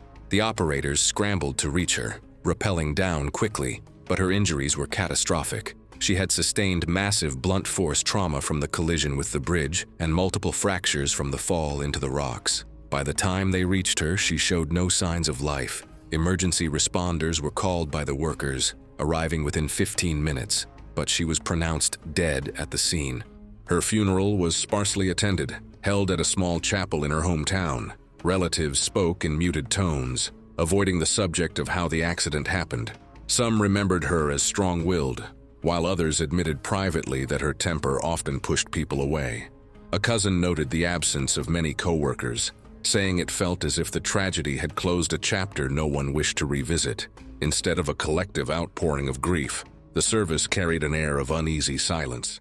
It was November 19, 2016 in Chicago, Illinois. Holiday shoppers filled the mall, weaving in and out of crowded corridors while the escalators carried people between levels. What began as another Saturday of commerce would end in an accident so sudden and preventable that witnesses struggled to comprehend what they had just seen. Sharon McMillan, 50, was a longtime resident of the city who had built a reputation for being combative in public. She worked as a claims processor for an insurance firm, where co-workers described her as domineering and impatient. Away from work, her interactions were similar. Mall staff knew her as someone who pushed boundaries, demanding discounts or threatening complaints when things did not go her way. Her personality thrived on confrontation, which often escalated to shouting matches over trivial issues. Her neighbors said that risk for Sharon was not physical in the traditional sense, but social. She wielded it to exert control and to humiliate others. That afternoon, Sharon visited a kiosk to argue over a return, claiming the employee was intentionally stalling her. Witnesses later recounted how she berated the worker, drawing attention from shoppers nearby. Security was alerted, but before officers arrived, Sharon stormed away, muttering insults as she pushed through the crowd. Her frustration had not cooled, and she was visibly flustered as she approached the nearest escalator. Escalators are engineered to move thousands of people per day without issue, provided riders follow posted rules. Guardrails, comb plates, and overhead signs are standard safety measures. Still, accidents occur when people ignore the stability required on a moving staircase. Sharon, dismissive of such cautions, treated the mall as another arena to assert herself, oblivious to how quickly her actions could translate into physical danger. The area was packed with shoppers carrying bags. Multiple people urged caution as the flow of traffic narrowed onto the escalator entry. Sharon ignored them, shoving past a young couple and elbowing her way onto the moving steps. At that moment, another shopper jostled against her. Sharon, already leaning forward aggressively, lost her balance. The fall unfolded in seconds. She pitched over the thin metal rail, her arms flailing as startled screams echoed from below. Shoppers reached instinctively, but no one was close enough to grab her. She tumbled nearly 2 stories, her body striking a lower ledge before landing headfirst on the tile floor. The impact was loud, described by witnesses as a sickening thud. Shattered shopping bags and stunned children added to the chaos as people scrambled away from the scene. Others called 911. Security officers arrived within moments, finding Sharon motionless. Blood pooled rapidly beneath her head, and her chest showed no movement. Attempts at CPR were futile, her injuries far too severe. Medical responders confirmed her death minutes later, with catastrophic cranial trauma as the cause.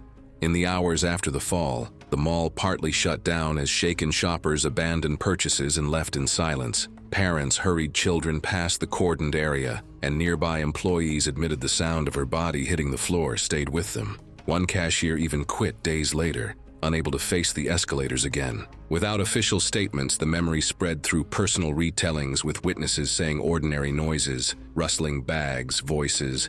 The escalator's hum triggered flashbacks, leaving the mall permanently marked by the image of a woman whose recklessness finally caught up with her. It was July 2nd, 2018 in Miami, Florida. The condo pool area was crowded with families. Children splashed in the shallow end while parents chatted from lounge chairs. Within an hour, this ordinary afternoon would leave the community stunned, witnesses replaying in their minds how one reckless moment turned fatal. Teresa Howard, 48, lived in the building and was known among residents for her confrontational behavior. She worked in real estate, a career that rewarded her bluntness, but also fueled a habit of belittling those around her. Neighbors described her as quick-tempered, often escalating minor issues into public scenes. Her motivation was less about preserving order and more about asserting control. She treated risk casually, assuming rules and precautions applied to others rather than herself. That afternoon, Teresa became enraged at a group of children laughing and splashing near the shallow end.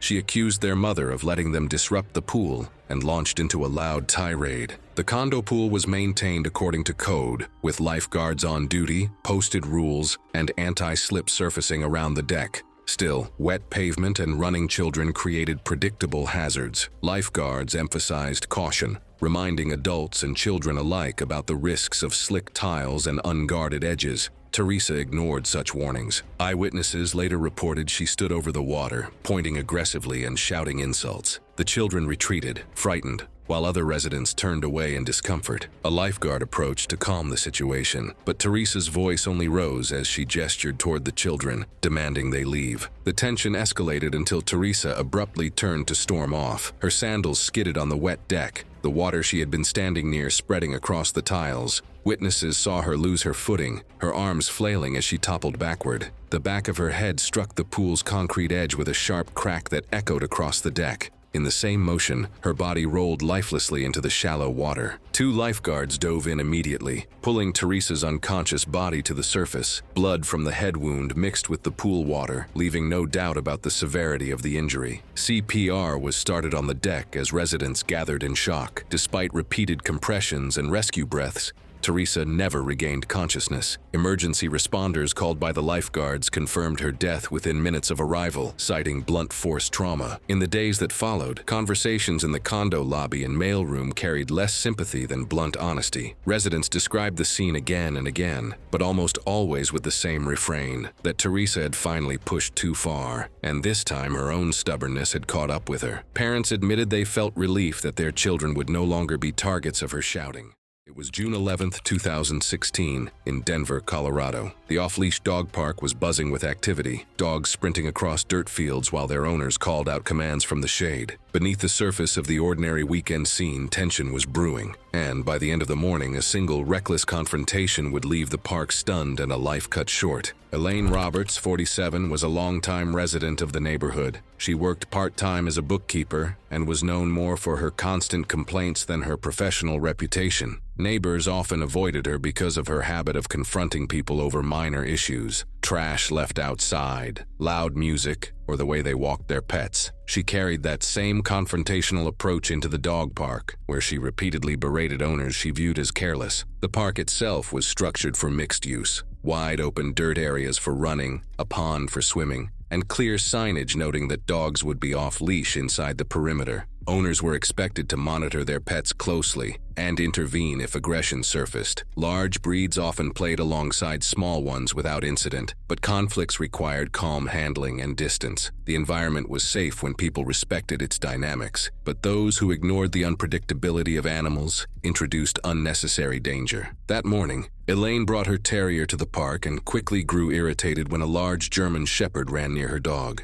Witnesses later said the shepherd showed no overt aggression, but Elaine interpreted its curiosity as a threat. She shouted across the field that the dog should be leashed, drawing unwanted attention. The owner called the shepherd back, but Elaine continued yelling, waving her arms and accusing him of endangering others. When nearby owners asked her to calm down, she refused, striding forward and pointing directly at the shepherd while demanding it be put down. Her movements escalated the situation. She leaned toward the animal, jabbing her finger in its direction. The shepherd, startled by her sudden lunge, reacted defensively. Its owner grabbed the collar, but before full restraint could be applied, the dog lunged forward. Elaine extended her hand in an attempt to push it back, which placed her forearm directly in line with its jaws. The shepherd clamped down hard, crushing and tearing tissue in one violent motion. The park fell into chaos. Multiple people rushed in, one striking the dog with a jacket, another prying at its mouth using an emergency wedge technique. The shepherd was pulled off within seconds, but the damage was catastrophic. Elaine collapsed backward onto the dirt, clutching her right forearm as bright red arterial blood sprayed from the wound. Witnesses described the volume as overwhelming, pooling rapidly on the ground. Several owners acted quickly. A bystander pressed a towel firmly against the wound while another screamed for someone to call 911. The towel was soaked instantly, and Elaine's face grew pale as her body slumped. When direct pressure failed to stop the bleeding, one man removed his belt and improvised a tourniquet, cinching it tightly above the wound on her upper forearm. For several minutes, they tried to keep her conscious, but her breathing became shallow. Paramedics arrived within 8 minutes. They replaced the makeshift tourniquet with a medical-grade one and began fluid resuscitation. Elaine was rushed to a trauma center, but the brachial artery had been completely severed. Despite surgical attempts to repair the damage and massive transfusions, the blood loss had pushed her into irreversible shock. She was pronounced dead within hours of arrival. Animal control placed the German Shepherd under mandatory quarantine, testing it for rabies and reviewing eyewitness accounts. The investigation concluded the dog had been provoked and was not inherently dangerous. The animal was released back to its owner after the holding period. Her funeral was held privately. Neighbors acknowledged her combative reputation, but expressed disbelief that such behavior could end in death. It was July 14, 2015, and the scorching Texas sun beat down mercilessly on the asphalt parking lot of the Target shopping center in Plano. The temperature had already climbed to 98 degrees by 2 p.m., creating shimmering heat waves that danced across the crowded lot filled with shoppers seeking air-conditioned relief. The smell of hot concrete mixed with exhaust fumes from idling cars as families hurried between their vehicles and the store's automatic doors. Patricia Williams adjusted her oversized sunglasses as she surveyed the parking lot like a general inspecting troops. At 42, the real estate agent had earned a reputation throughout her neighborhood as the unofficial parking enforcement officer, documenting violations with the dedication of a professional investigator. Her silver Honda Civic contained a glove compartment stuffed with printed parking regulations, a measuring tape, and a notebook filled with license plate numbers of repeat offenders. Patricia had been involved in over 30 documented disputes with neighbors, store employees, and complete strangers over the past year alone. Her homeowners association had received so many complaints about her confrontational behavior that they'd issued her a formal warning about harassment. But Patricia saw herself as a crusader for order in a chaotic world, someone willing to do what others were too cowardly to attempt. The motorcycle caught her attention immediately. A gleaming black Harley-Davidson parked diagonally across 2 prime spaces near the store entrance. Patricia's blood pressure spiked as she calculated the injustice. One selfish person taking up 2 spots during peak shopping hours while families circled the lot searching for parking. She pulled out her phone and began recording, her voice dripping with righteous indignation as she documented what she planned to be her most viral confrontation yet. Patricia positioned herself directly behind the 800-pound motorcycle, her phone camera capturing every detail as she delivered a scathing monologue about parking etiquette and social responsibility. The absent owner would return to find their bike properly positioned, she declared, because someone needed to teach these inconsiderate people a lesson about community standards. Despite having zero experience with motorcycles, Patricia grabbed the handlebars and attempted to push the massive machine into a single parking space. The Harley's weight immediately overwhelmed her 130-pound frame, and she lost her balance as the bike tilted beyond her control. The motorcycle crashed down on top of her with devastating force, its full weight crushing her chest and pinning her arms beneath the hot metal. Patricia struggled desperately under the crushing weight, her phone still recording as she gasped for air that wouldn't come. The motorcycle's engine guard pressed against her ribcage, preventing her lungs from expanding while the scorching exhaust pipe burned through her blouse. Her legs kicked frantically against the asphalt as she fought to free herself, but the bike's position made escape impossible. A few minutes later, a Target employee discovered Patricia's body still trapped beneath the motorcycle, her phone's battery finally dead after recording her entire ordeal. Security footage revealed her confident approach and fatal miscalculation, while her final video showed the moment her parking lot vigilantism turned deadly. The motorcycle's owner returned to find police tape and paramedics, completely unaware that his parking choice had inadvertently caused a death. Patricia's story became a viral cautionary tale about the dangers of taking justice into your own hands. It was March 22, 2016, and the dinner rush at Olive Garden in Fresno, California, was in full swing as servers weaved between tables carrying steaming plates of pasta and breadsticks. The restaurant's warm lighting created a cozy atmosphere, while the sounds of clinking silverware and conversation filled the 200-seat dining room. The kitchen operated at peak efficiency, with line cooks coordinating their movements in the choreographed dance of professional food service. Susan Martinez sat at table 47, her notebook open and pen poised as she documented every perceived violation of health codes and service standards. At 38, the insurance claims adjuster had transformed dining out into a full-time investigation, carrying sanitizing wipes, a digital thermometer, and a magnifying glass to examine food preparation from her table. Her purse contained printed copies of health department regulations and business cards identifying her as a concerned citizen advocate. Susan had been banned from 4 restaurants in the past 6 months for disruptive behavior, including climbing over a counter at Applebee's to inspect their ice machine and demanding to see food storage temperatures at Denny's. She maintained a detailed spreadsheet of violations and had filed 17 complaints with the health department, though none had resulted in citations. Tonight's visit to Olive Garden was part of her systematic campaign to clean up Fresno's restaurant industry. When Susan observed a server briefly touch the rim of a plate while delivering salad, she immediately demanded to speak with the manager. Her voice carried across the dining room as she accused the staff of flagrant health code violations and threatened to shut down the restaurant with a single phone call. The manager, trained in de-escalation techniques, politely explained their sanitation procedures while offering to comp her meal. Susan's demands escalated as she insisted on conducting her own kitchen inspection, claiming she had authority as a tax-paying citizen to ensure public safety. When the manager refused her entry to the restricted kitchen area, Susan announced she would find her own way in, to gather evidence of the violations she was certain existed.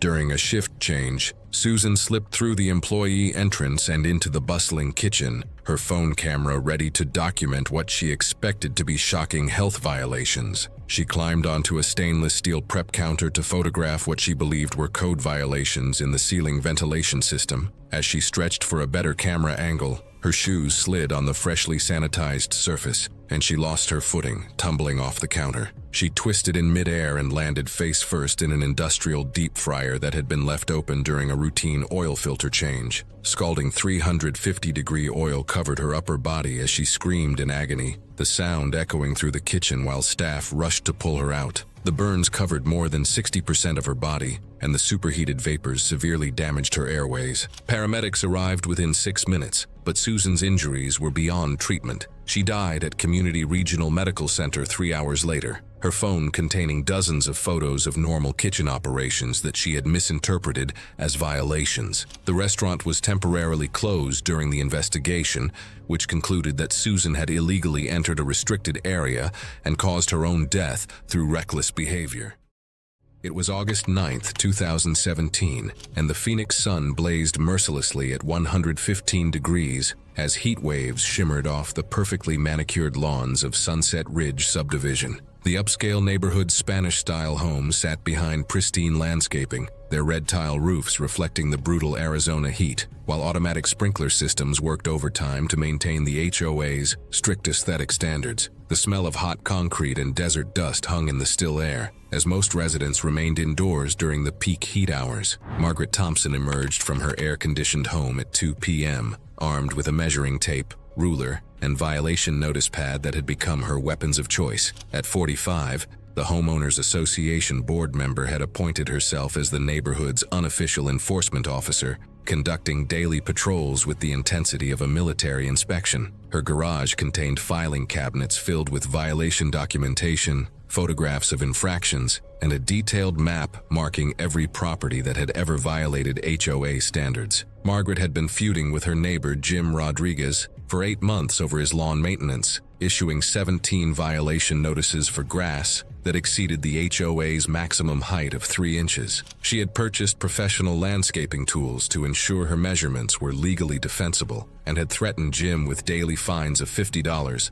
until his lawn met community standards. Her obsession with grass height had consumed her life, leading to sleepless nights spent planning enforcement strategies. The scorching afternoon presented the perfect opportunity to build her case against Jim while he was at work. Margaret had been monitoring his watering schedule and knew the grass would be at its tallest after the morning irrigation cycle. She planned to document every blade that exceeded regulations, creating an ironclad case for the HOA board meeting scheduled for the following week. Margaret spent over 90 minutes in the blazing sun, methodically measuring individual grass blades with her ruler while the temperature climbed past 115 degrees. Her focus on documentation was so intense that she ignored her body's warning signs, the dizziness, nausea, and confusion that indicated dangerous heat exhaustion. Sweat poured down her face as she crawled across Jim's lawn, her notebook filling with precise measurements that she believed would finally end their dispute. As her core body temperature reached 104 degrees, Margaret became disoriented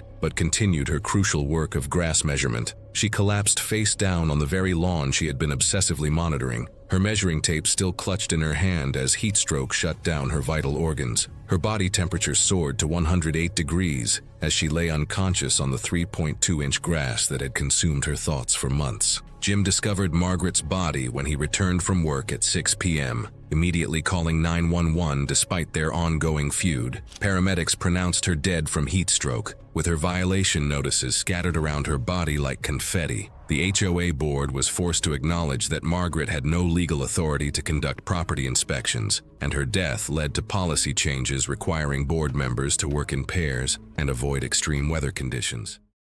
It was November 18, 2014, and the fluorescent lights of the Jacksonville Walmart Supercenter buzzed overhead as Black Friday shoppers began their early holiday preparations. The massive 180,000-square-foot store hummed with activity as customers navigated aisles stocked with seasonal merchandise, while cashiers prepared for the upcoming shopping frenzy. The customer service desk already showed signs of stress with returns and exchanges, creating long lines of frustrated shoppers. Linda Davis wheeled her overflowing shopping cart toward the checkout lanes, followed by 3 additional carts she had strategically positioned throughout the store during her 6-hour shopping expedition. At 39, the part-time bookkeeper had transformed extreme couponing into a full-time obsession, spending over 40 hours per week organizing deals and planning elaborate shopping trips that she documented on her blog. Her dining room table had been converted into a coupon command center with filing systems that would impress corporate accountants. Linda had been banned from 3 other Walmart locations for aggressive behavior during coupon disputes,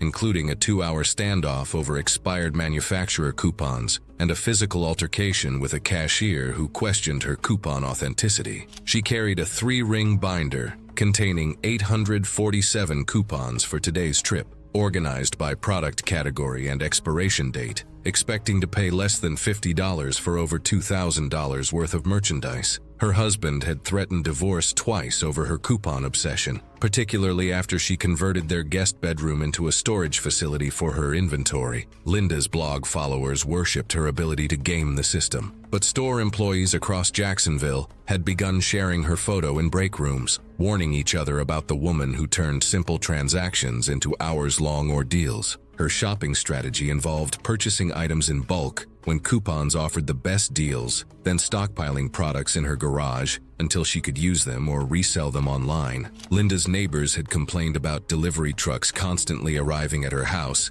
and her homeowners association had cited her for operating a business from her residence. The checkout process began at 4:30 p.m. and immediately devolved into chaos as Linda presented coupon after coupon while arguing about store policies with increasingly frustrated cashiers. 3 managers were called to resolve disputes over expired coupons, fraudulent manufacturer offers, and quantity limits that Linda insisted didn't apply to her. The line behind her grew to over 20 customers as her transaction consumed 2 full hours. Linda's voice grew shriller with each rejected coupon, her face turning crimson as she quoted corporate policy numbers and threatened legal action against individual employees. When the store manager informed Linda that 247 of her coupons were expired or fraudulent, she exploded into a rage that could be heard throughout the front of the store. She demanded to speak with the district manager and leaned aggressively over the customer service counter, shouting about corporate policies and threatening to sue the store for discrimination. Her 3-ring binder fell open, spilling hundreds of carefully organized coupons across the floor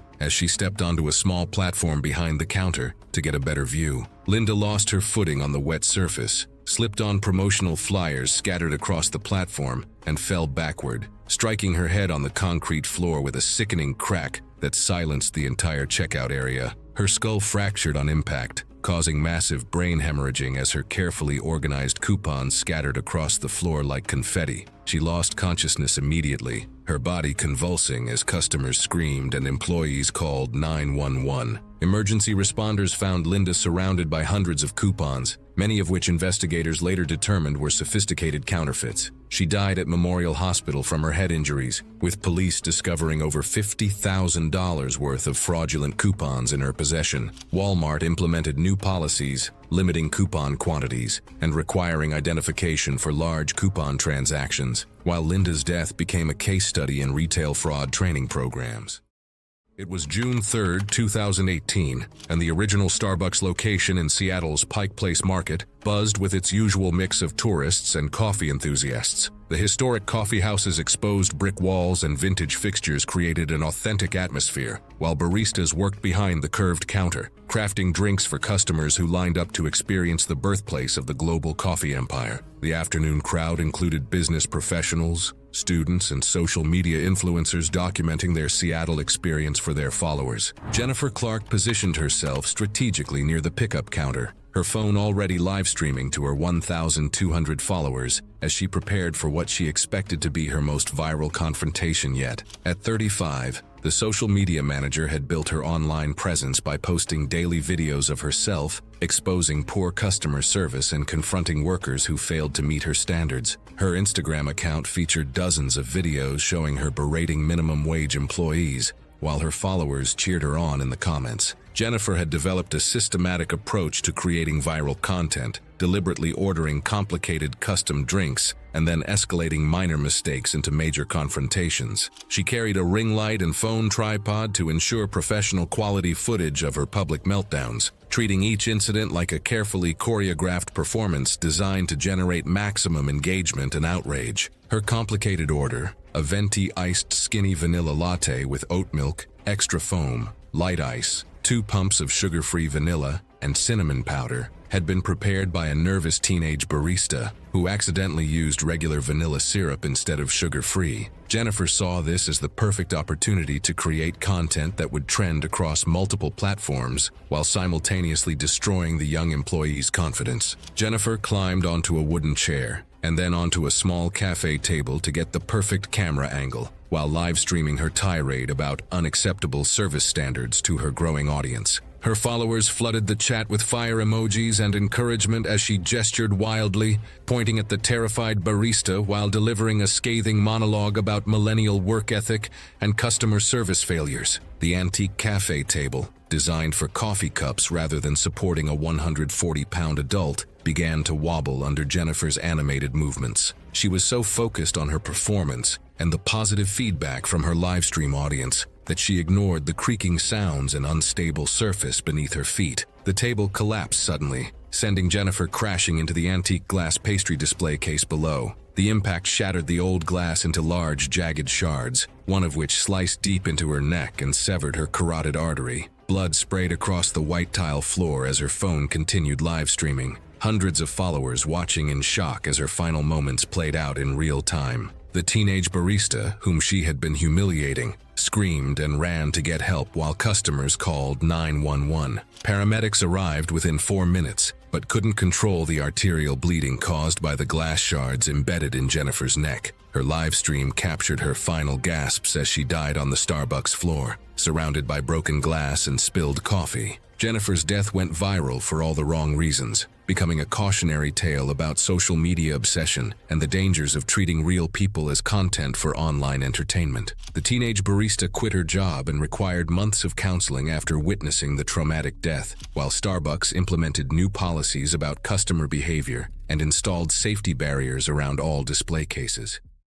It was December 15th, 2013, and the Best Buy electronics store in Atlanta hummed with pre-holiday shopping activity as customers browsed the latest gadgets and televisions. The 45,000-square-foot showroom displayed wall-mounted TVs of every size, while sales associates helped families choose entertainment systems for their holiday celebrations. The customer service desk already showed signs of holiday stress, with returns and exchanges creating longer than usual wait times. Carol Johnson wheeled a massive box containing a 65-inch LED television toward the returns counter, her face set in the determined expression that Best Buy employees had learned to dread. At 44, the retail manager had ironically become the store's most notorious customer, exploiting return policies with the precision of a legal scholar and the persistence of a debt collector. Her home office contained detailed spreadsheets tracking return periods, warranty terms, and manager contact information for every major retailer in Atlanta. Carol had been returning the same model television to Best Buy every few months for over 2 years, claiming various defects to secure full refunds before purchasing identical replacement units.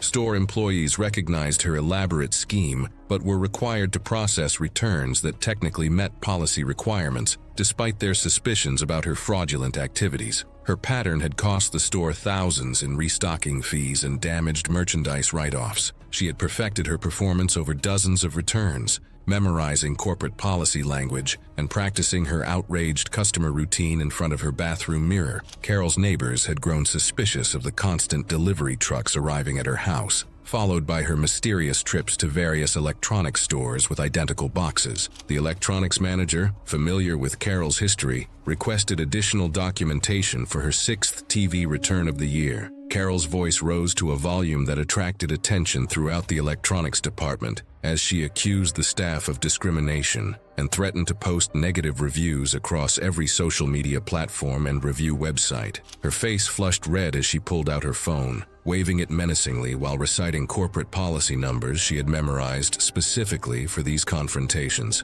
Carol grabbed the 80-pound TV box to demonstrate the obvious defects she claimed had appeared, dragging the heavy package onto the counter with effort. Fueled by anger, she tried to lift the front end of the box high enough to show the damage to the manager. Her arms shook violently under the weight, the cardboard flexing as she struggled to keep her grip. Mid-rant, her sweaty hands slipped. The 80-pound box toppled forward off the counter, striking her shoulder and forcing her violently off balance. Carol stumbled backward and lost her footing on the tile floor, falling hard and striking the back of her head. The combined impact of the box and her fall caused a loud, sickening crack that echoed through the electronics department. She lay motionless, her arms twitching. The fall had fractured her cervical vertebrae and severely damaged her spinal cord, leaving her unable to breathe on her own. Employees rushed to lift the box off her and called 911, but Carol went into cardiac arrest minutes later and was pronounced dead shortly after paramedics arrived. Investigation revealed her extensive return fraud scheme, with records showing she had illegally returned over $30,000 in merchandise across multiple stores using fabricated defect claims. Best Buy implemented new return tracking systems and policies to prevent similar fraud schemes, while Carol's death was ruled accidental despite her criminal activities. The incident became a training case for retail workers about the importance of following return policies while maintaining safety protocols, and her estate faced criminal charges for the fraudulent return scheme that had consumed her final years. Thanks for watching. Want to watch more? Click on your screen now.